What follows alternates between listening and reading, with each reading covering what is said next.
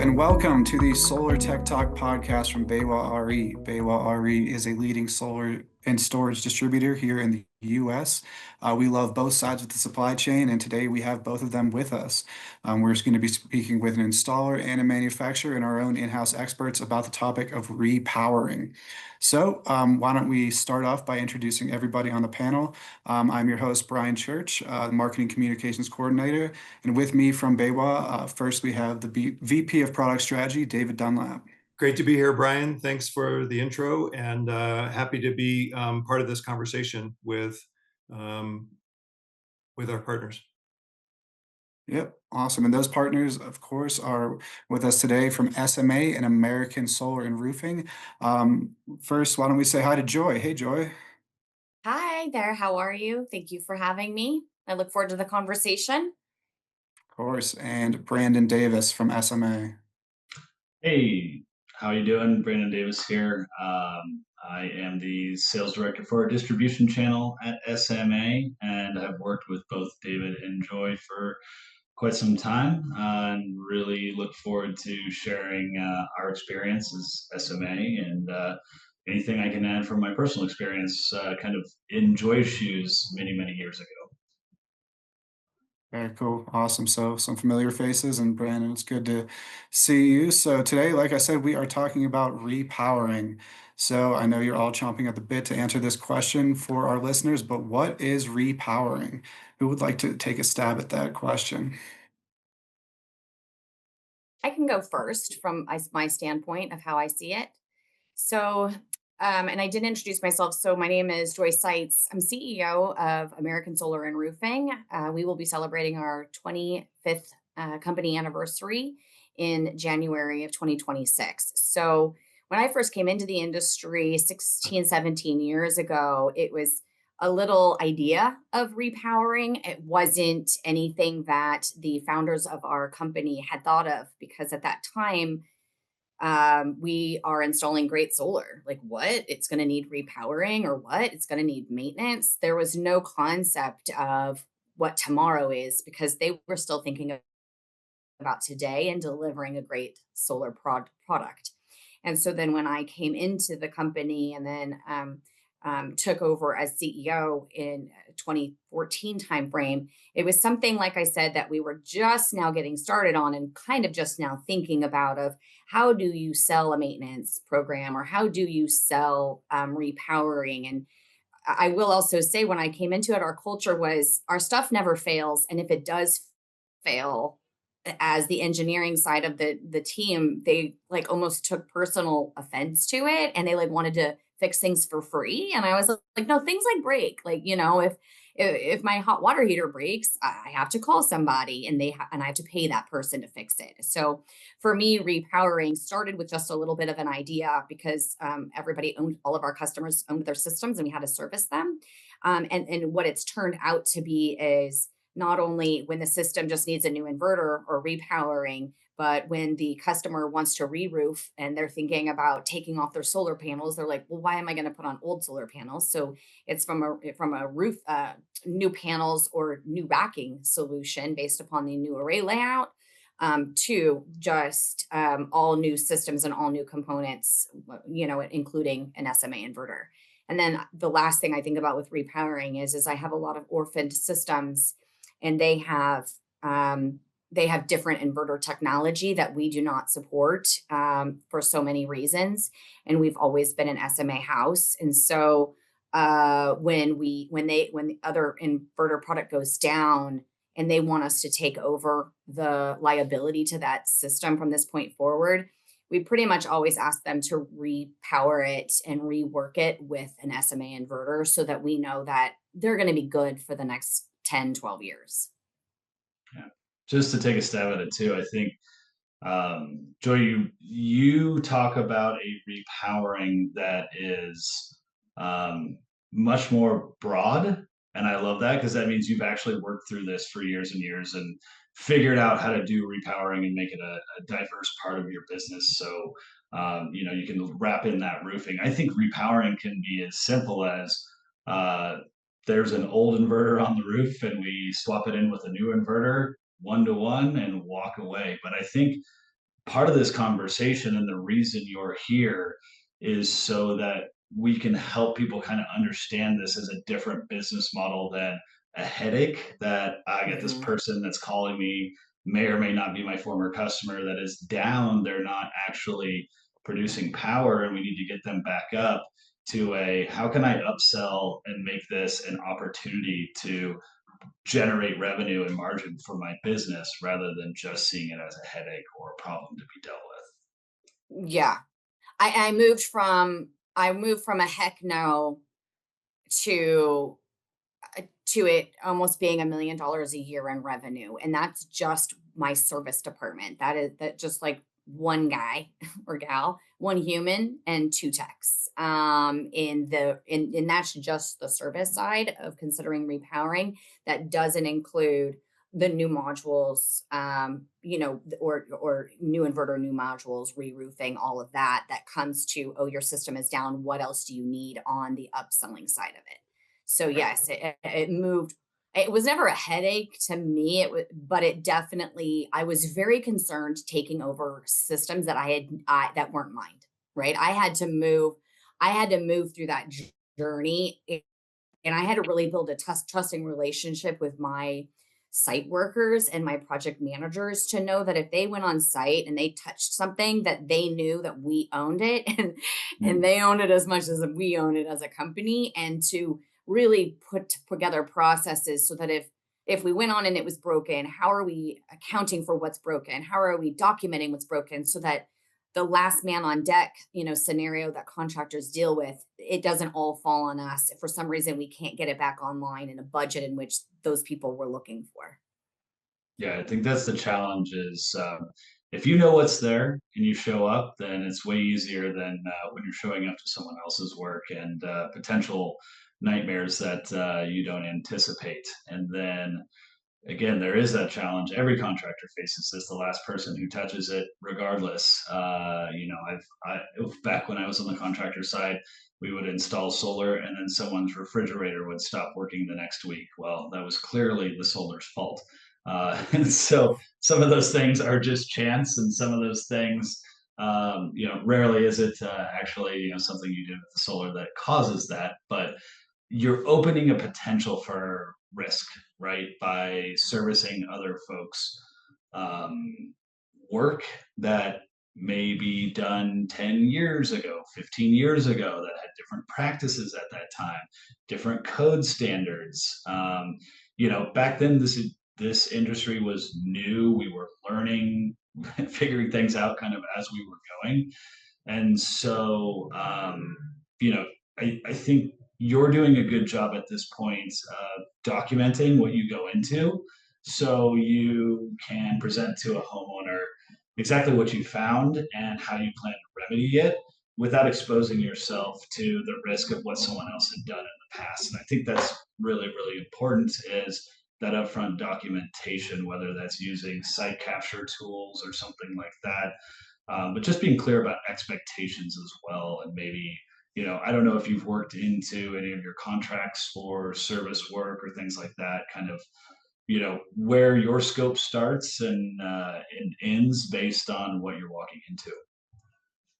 Yeah, we definitely have.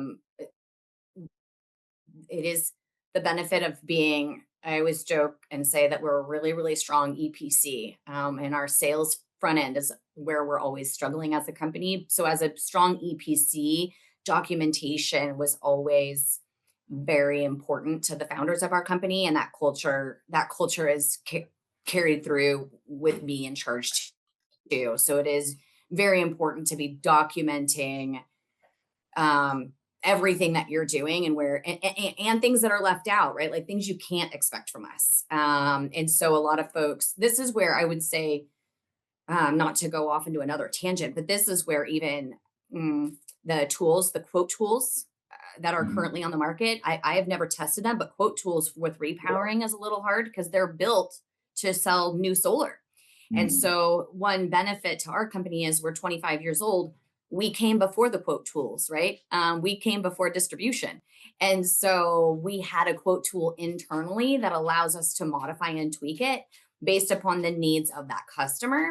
And so, possibly even having to work on, internally for the folks that want to move to a repowering, you might have to create your own quote tool internally through an Excel workbook, which is ours, just so you can charge for it and put in your tweaks and those things that are in the quote and the things that are not in the quote. Yeah, I think that's a really good point because back when I was running a residential team, we had a quote tool similar to that. You're not going to be able to quote a price per watt on a repowering job, right? It's like there's no metric for it. Everyone's going to be a little bit different. You're really going to need to have eyes on that. I would say that's something that before you quote any price with a some kind of work like this, you're going to want to see what's out there, whether that means a site visit or, I would say these days, maybe you can even have a homeowner walk you around with their cell phone camera just to get, a sense of it beforehand. Yeah. But that quote tool, and then on top of it, iterating it, right? Going back and doing the postmortem on the jobs that made you money versus the ones that lost money. And then where do we tweak that quote tool? Where did we lose our pants, and where how do we make sure that doesn't happen in the future? That may mean you don't win Right. all of the business moving forward, but you're Right. essentially leaving the stuff that isn't worth your time and isn't worth the money to anyone else who wants to go and pick that up until the customer decides that maybe you did have the right price at the first time, even if it was higher than the competition.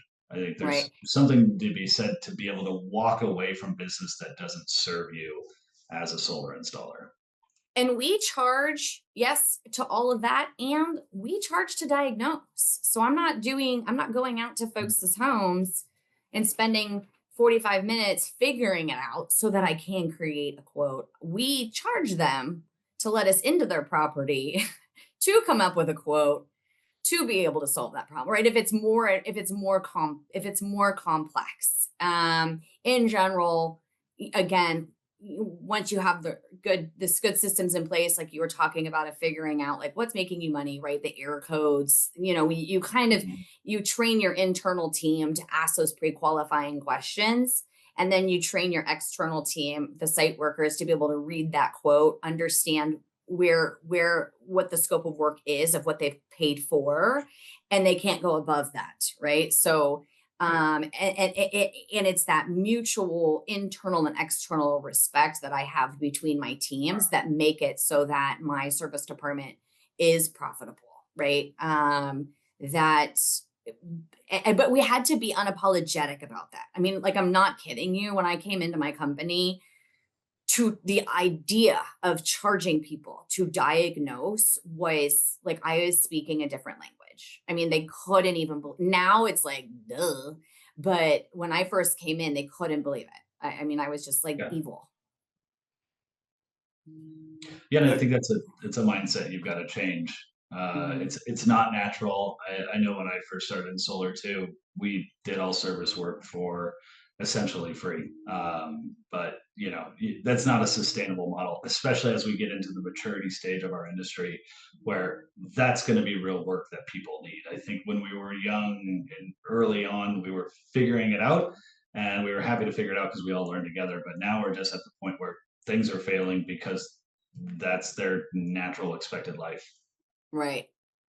That's where I wanted to jump in. I appreciate all the details about, so any installer listening to this is getting some really great ideas about what to prepare for, how to maybe transition their business to create and stand up a profit center in their service department. Some tips around, what to avoid or what to lean into. Maybe it's a change of culture, like we're just saying. Service is a valued offering to a homeowner, and let's not be afraid to charge for value creation, right? I think that's something that we need to be very clear about. But I also wanted to kind of take a step back and ask Brandon, like, I think we in this group kind of have a good sense of how big this repowering sort of need and opportunity in the U.S. market is. But can you actually give us some numbers and quantify for us, like why are we talking about this now and not 10 years ago? Like and how important is it for more companies like Joy's to lean into this model in terms of servicing our deployed solar systems at orphan systems? Like, what's the magnitude we're talking about? Yeah, man, it really depends on who you ask and the numbers that come up with, but it's it's hundreds of thousands of units potentially a year, right? And when I say units, I mean residential string inverters. That curve obviously increases over time. The market started out small and then grew and grew and grew with all of the different tax credits, rebate structures, and things like that. And so, um, if you think about that, the failure of the inverters is going to track, the volume of inverters that need to be replaced are going to track along with the volume of the market at that time, Sure. 10, 15 years ago, roughly. Not every inverter dies at, the end of their warranty in year 10. Many of them, especially older SMA inverters, go 12, 15 years, no problem. So we're kind of getting to that point where we're going to see that tsunami, that wave start to crest here a little bit. And at SMA, we can calculate exactly how many inverters we sold into the U.S. market.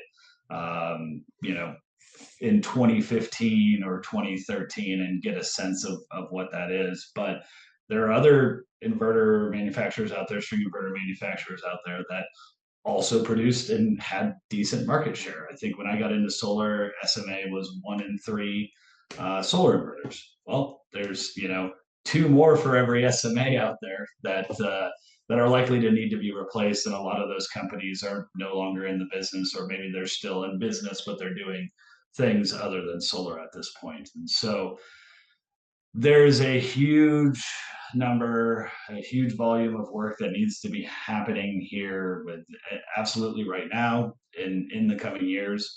And kind of one of our goals at SMA is to try to make that as easy as possible. So we've developed things like a repowering guide that basically are a 1-for-1 swap of our new product right here, the Sunny Boy Smart Energy, with either old SMA inverters or our competitors' inverters as well that maybe don't have a great product any longer that will work with that older system.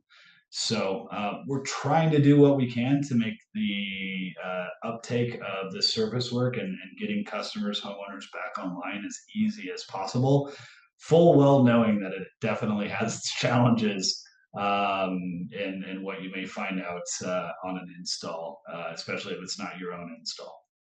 And Brendan, am I correct in thinking that, I mean, obviously the case that Joy was talking about with the orphan systems intercommunity built by competitive installer contractors that are no longer in business, or brands that are no longer in the market, those are the one-off individual homeowners, but are there also large fleets of maybe For sure. third-party finance companies that also are no longer in that could be fair game to any local installer or company to take on? Do you think that's a real part of this opportunity as well? Absolutely, yeah. I would have to go back, but the TPO business share just grew and grew and grew as the years went on. During those times that string inverters were pretty much the only technology out there, right? And it gets into a tricky question, right? Is who owns the system at the end of the day, right? If you've got a cash system like Joy's customers largely do, if you have a loan that you've taken out either from a credit union, solar loan, whatever it may be, PACE financing, you're ultimately the owner of that system, and you can do whatever you want, even if you still owe on the financing for a number of years. Doesn't matter. You can still get your system back up and running. It gets trickier or just a little less black and white when we get over into the lease and PPA side, right? Because those systems are ostensibly owned by a lease company. That lease company may not still be around today, but those assets still exist and are largely being now operated by companies that have taken over that portfolio. And so in those cases, kind of the best thing to do is if you have that lease or that PPA, as an installer, you may be working for you're advocating for your homeowner, is to connect with whoever is servicing that lease now. So like, just as an example, the SunPower portfolio has largely moved to a company named SunStrong Management. And so that would be your point of contact to kind of understand what are my options here for getting that replaced. That SunStrong Management is working to basically get everything that kind of there was a period of time between the bankruptcy and the acquiring that people were left in a lurch, and they're working very diligently to fix that and then continue keeping those systems up and running. So yeah, that's and it- you really need to go to that person who owns the system at the end of the day, because you could risk violating your contract, something like that, and causing yourself even more headache than you want. So usually with a lease or PPA, you do have some compensation for energy not produced by the system. Now, depending on the economics of your system, that may not fully compensate you for the increases in electric costs that you may be seeing now, but it should at least cover you to some degree. So it's not that you're at a complete loss. So I wish there was a clear flow chart to do in every scenario, but we don't have that just yet. And maybe that'll pan out in the next year or so. But right now, you've just got to work with your customer to find out who owns the system if you're in a lease or PPA. Yeah. But I think you already did give us a good, both of you, the overview of kind of how to approach it and sort of chunk it off into different segments. So one is definitely know the owner, so that you know who's actually enabled to make the decision and take advantage of the opportunity. Second is, how simple a repowering are we talking about? Is it a straightforward inverter swap? Is that an option? Is that what's wanted? Or Joy, you mentioned, is there greater value to offer to the homeowner in this moment, right? What else are you looking at? And I think that's the real strength of the local contractor mindset. I'm here to deliver real value to you as a homeowner, not just sell you something today, right? And I think as an industry, this is, for me, where we're at an inflection point. We went from let's just sell as many systems and contracts as we possibly can, getting back to what does a path to ownership of my energy future look like? How am I creating long-term stability, security, energy, price control, right? As a homeowner, what's my path to that in the longer term sense? And so that's not just the upfront cost of the system or my monthly payment. It's path of ownership. It's a long-term production, right? And let's talk openly about not all parts of the system are expected to last 50 years or indefinitely. We've all gotten comfortable as consumers to know that our kitchen countertop appliances are basically disposable, which is not great, right? But if we at least have sort of these other examples of where we've adopted that consumerism, we say, okay, the life expectancy of this inverter is 12 to 15 years. I can get an extended warranty, and or I can plan for that expense in the future because I actually do want my system to last me the next 30, 40 years. Right. And When where folks am I push in back that? on me, when folks push back on me or my team on how expensive a new inverter is after it had failed, like, like they are like, oh my gosh, how dare it fail? And it's like, it's in year 13.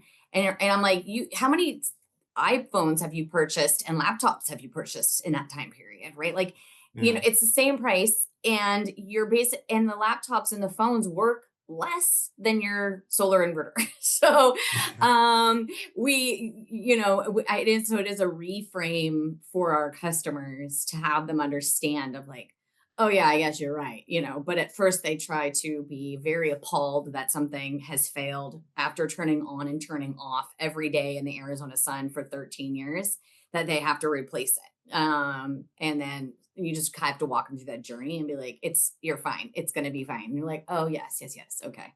Now you're going to, like, as you said, David, now you're going to have another 13, depending upon your extended warranty, 23, years, as an opportunity for you. Yeah, and I think another thing, I mean, that's a good way to like reframe that thought process, right? Is, using those examples. I think another thing that you can focus on too in that sale is like everybody wants the latest and greatest thing. You've got an old inverter. It doesn't do the cool things that the new inverters do today, right? I mean, many of them monitoring on an app that connects to the internet. That's something that like wasn't even available, or at least if it was available, was extremely expensive. and not feature rich like it is today. So that's one area. With the Sunny Boy Smart Energy platform specifically, you can add in whole home consumption monitoring. So you can see your inflows and outflows of electricity, understand where you're using electricity. How could I optimize that? So those are kind of new features that you can add in. The other thing that you can do pretty easily with our inverter is give them access to their solar panels during a power outage, right? So not to make this a whole product pitch, but this is pretty unique to SMA, is that you have kind of two flavors of backup without a battery. So you don't need to hit them over the head with a $10,000 battery price tag. You can go in significantly less than that, make yourself some additional margin, and either give them 2,000 or up to almost 6,000 watts directly from their solar without a battery at a very minimal cost. And so a lot of people never had that option. I remember sitting at the kitchen table when I first got into solar, and you close your like first or second deal and they're like, hey, sweet, now we're going to have power in that power outage. And you'd have to just go, you'd sit back in your seat and just go, man, I have to have that discussion now. Well, now you can actually have that discussion, have it be a selling point rather than a detractor from the sale. And we did that during COVID. Mhm. We had the opportunity sadly during crisis, everybody wants to add resiliency to their home, right? We feel Yep. unsafe as a culture. And so never waste a crisis is what Warren Buffett said. And so I say it to my team all the time. So during COVID, we had a lot of folks wanting to update their inverter with the SMAs. At that point, it was called Secure Power Supply. I think Power it's called supply. something Yeah. new, right? It's something new now, but similar opportunity that folks 100% loved and appreciated. And just Yeah. teaching them, right?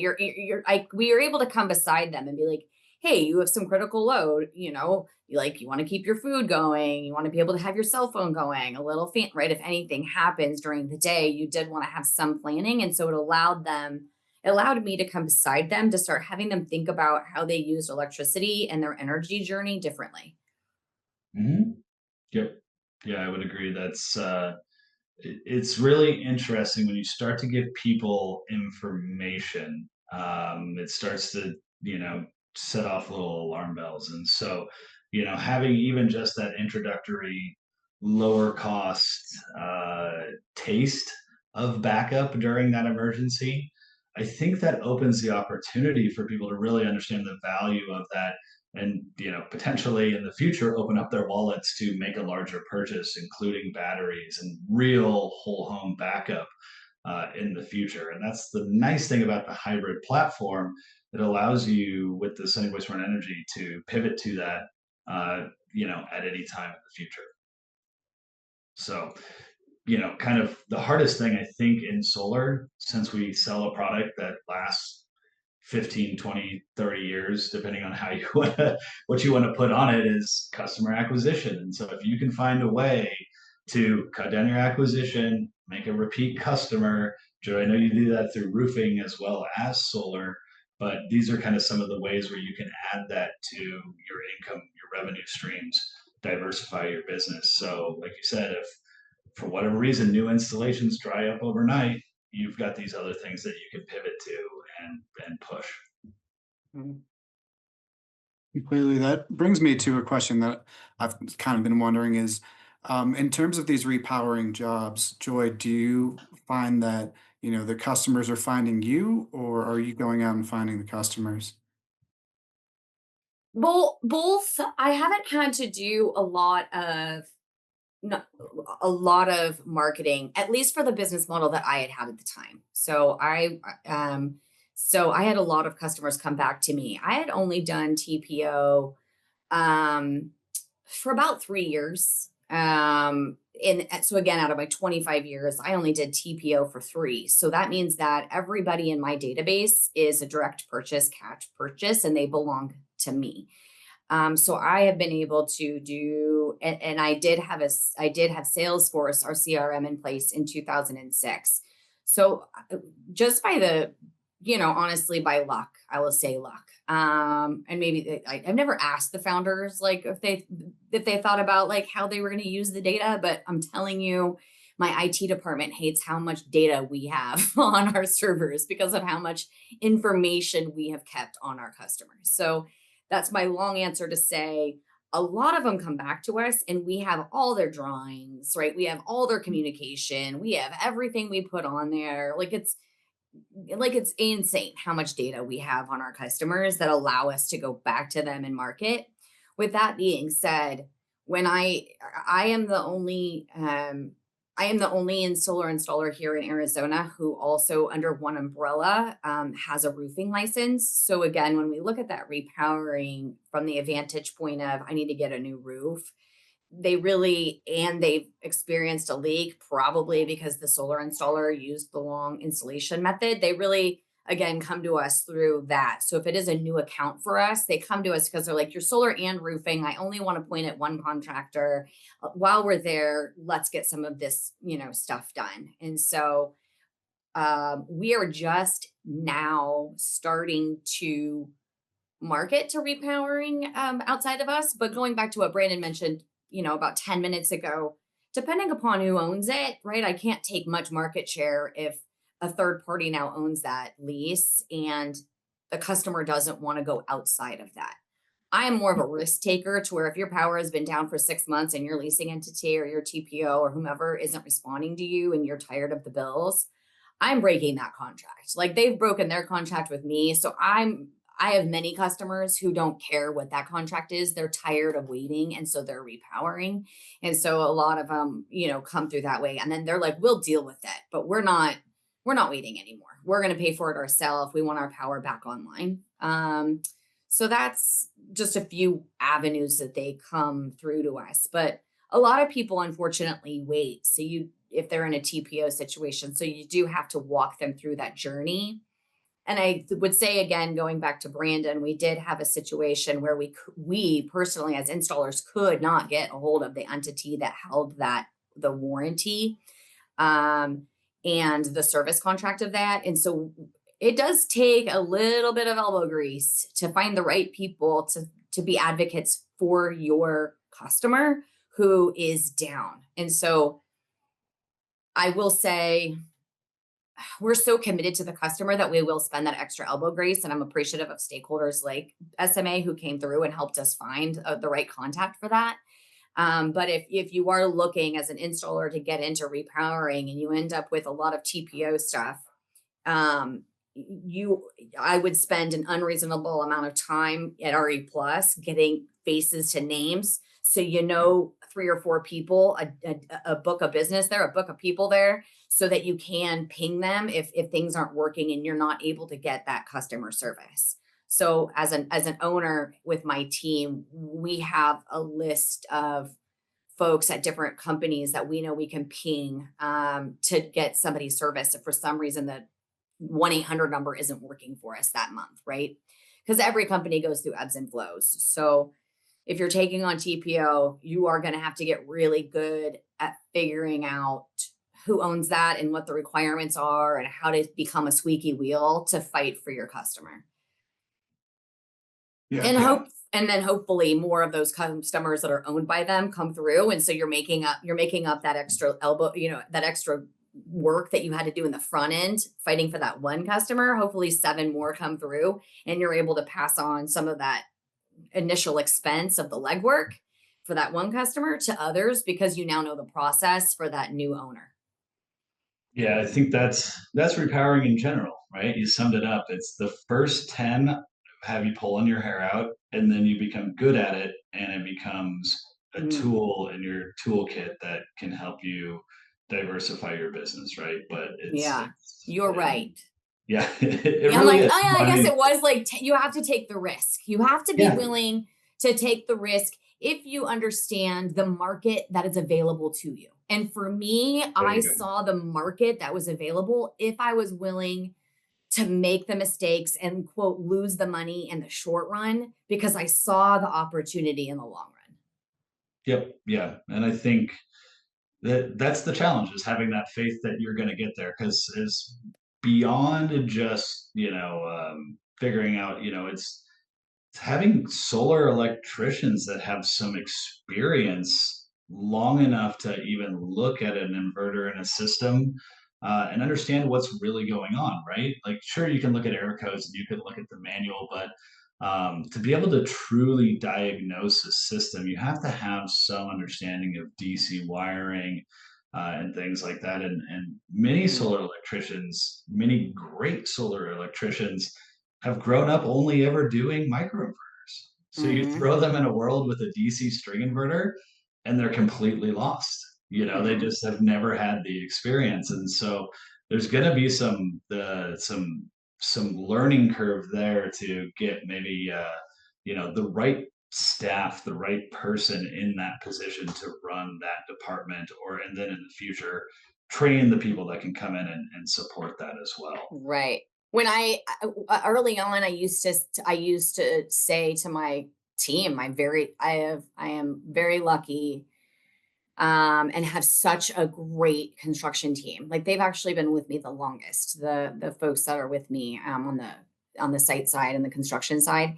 And I'm like, look, man, I'm charging lawyer fees at this point. Like they are so good at what they Yeah. do. They could be on site for 15 minutes with any piece of equipment and figure it out, right? Like, Yeah. and so I had to be unapologetic that, my frontline workers at my company, I treat them with more respect than my CPA and my lawyer. Like they keep me out of trouble more than any entity outside of my company helping me, right? And so there really does have to be that respect provided to those site workers and their intelligence.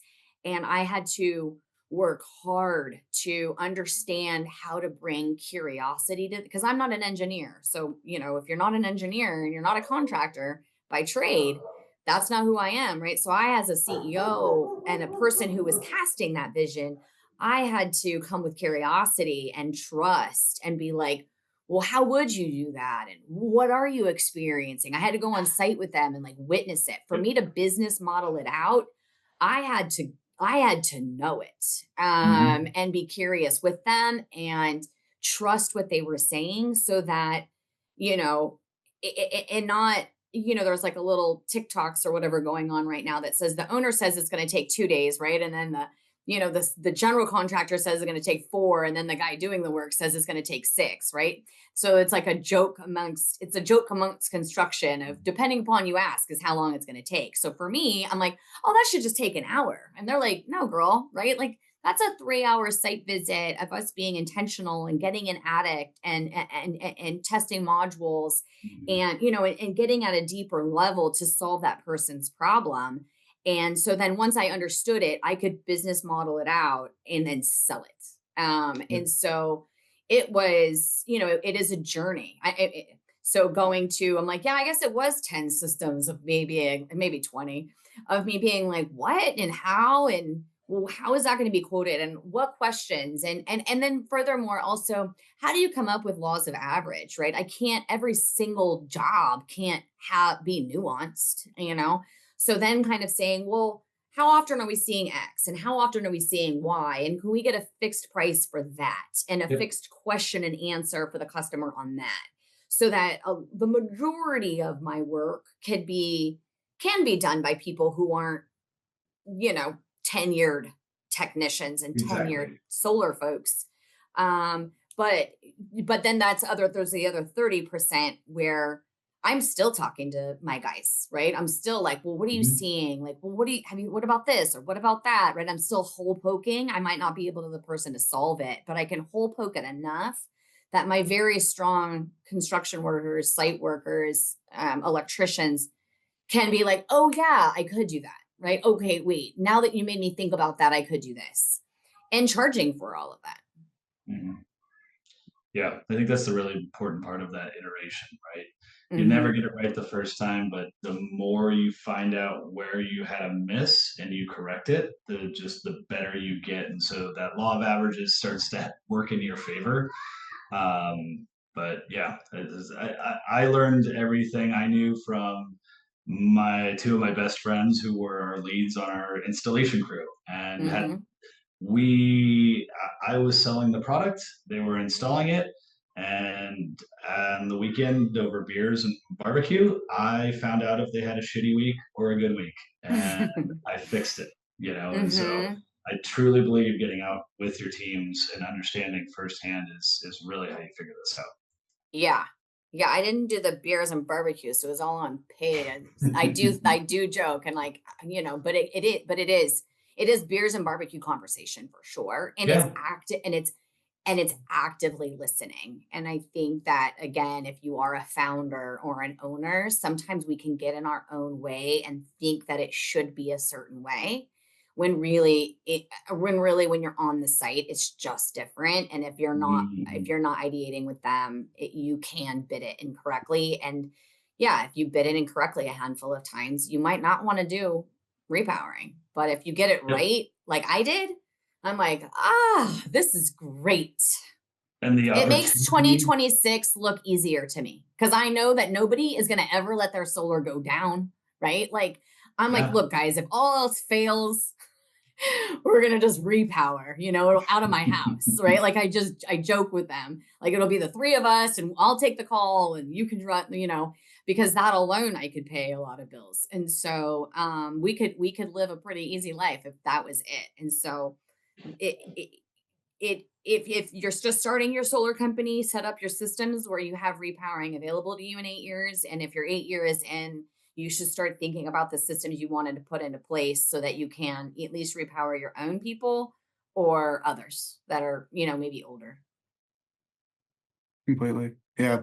I think the theme here is that, yeah, when the solar industry was just getting its legs under it, 15, years ago or so, we had a lot of different players making a lot of different solutions, and now we are facing that same sort of like solution finding now as we repower. So it's great to have, companies like SMA to support and installers, long tail, strong tail installers, whatever we're calling them, like you, Joy, to be out there to not only keep helping your customers, but to help those customers whose company isn't around anymore. So this has been a great conversation, guys. Is there any other final thoughts about repowering, either from Joy, David, Brandon? And any words of wisdom as we move forward to sort of help installers talk to their customers about repowering, and I don't know, really just show them the value and keeping things going. David's the wisest, so I'll let him go last. Oh, I was gonna let But you go last, no Brandon. way. Yeah. I would just say from an SMA Well, perspective. I'll go last. You want me to go? I'll go first, so you can go second or last, Okay. because you all are in it. I'll just say from my vantage point, as always, I always say, um, in community or on LinkedIn or wherever I am, is like just always reach out. So what I know for sure as a business owner is if if I knew I had more people in my corner that I could have called and said, wait, how do you do this? I might have been able to get further faster, right? And so if you're listening and just find me on LinkedIn if you have a repowering question, or if any, my terms and conditions or how my talk track is, like whatever it is, I'm here to help. And I appreciate, SMA for you thinking of me. You can't really get me off of SMA. Brandon experienced me yelling at a competitor recently, and that competitor came up was like, you have a really loyal customer. So we've been loyal to and appreciate the SMA product for a very long time. So I hope everybody, I hope everybody in the solar industry who's committed to this for a long time really considers the repowering opportunity, because it's good for the customer. It's good for solar, right? That there are other solar installers out that are willing to help, right? You feel good about yourself. You feel good knowing it.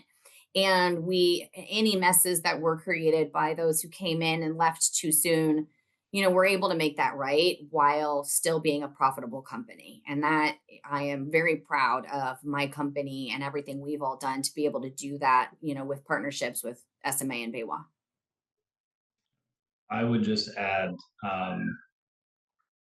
it's a weird time in the solar industry right now. Take a moment and breathe. We've been here before. We're still a solar industry. And to Joy's point, reach out to people. Your network is probably one of your biggest assets. SMA is super happy to help you figure this out, whether it's a technical side, a pricing side, whatever that is. We've got a great team of, I've got 15 years experience, but my, combined team, our apps engineers and sales team, also a lot of experience doing these things. So please reach out to us. Don't hesitate to hit us up on LinkedIn, send us an email, give us a call. We'd love to support anything you have questions about. I really see our role in this industry, having been in America for 25 years and globally as a manufacturer for over 45, is to support this industry. So even if you're not using SMA today, we want to help you keep this industry. We need more strong tail installers. I liked that term. I hadn't heard that yet, but we need more people like that in the industry. We need to weed out the folks. And I think the recent policy changes may do that automatically, that are just coming in and doing a not great job, by the way, of the customer, and leaving some bad press for the rest of us to have to come in and manage. And so anywhere that I can help and my team can help promote that part of the industry, we really want to do that. So let us know what we can do for you.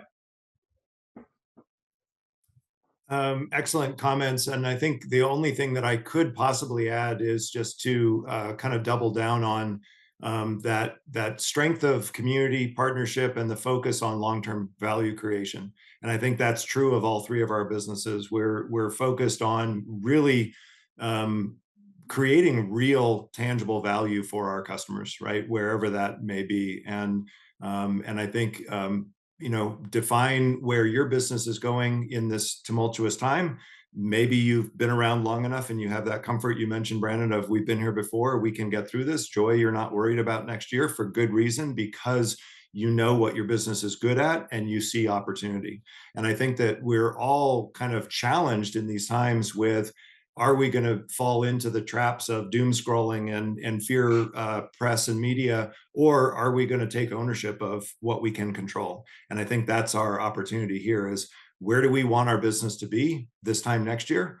And what can I do today to put my business on that track? Who are my advocates? Who are my partners? And what do I need to get busy doing today? And that's a really, I think, invigorating, and I'll go ahead and say it, repowering opportunity that we have to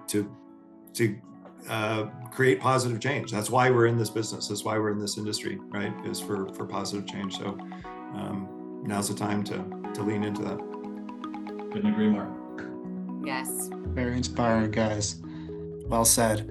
We will move the industry forward together. Thanks again for joining us, David, Joy, Brandon, everyone listening. This has been the Solar Tech Talk podcast, and we'll see you next time. Thanks, everyone. Thanks.